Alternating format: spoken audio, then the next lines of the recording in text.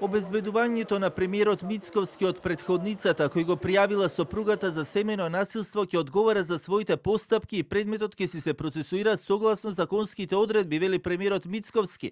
Одговарајќи на новинарско прашање, посочи дека законот важи за сите исто и дека сопругата на сега веќе приведениот Раде Ристовски е ќерка на негов колега професор. Тоа е уште еден доказ дека законот важи подеднакво за сите и тука нема никаква дилема. Така е и овој случај.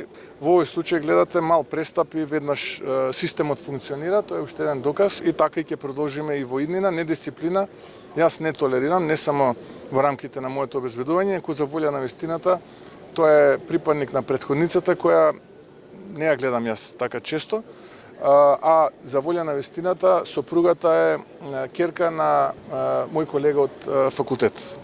Од ОЈО-ГОК пак денеска потврдија дека предметот се води по скратена постапка. Постапувајќи по кривична пријава поднесена од МВР, надлежен обвинител од ОЈО-ГОК постапи без одлагање и согласно законските надлежности.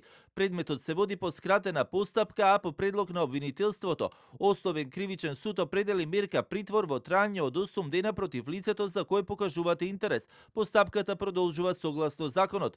Оделот за внатрешна контрола при МВР веќе информираше дека ќе поднесе и предлог за поведување постапка за тоа дали имало кршење на работниот ред и дисциплината кај лицето и изречена е мерка за задолжително отстранување од неговото работно место.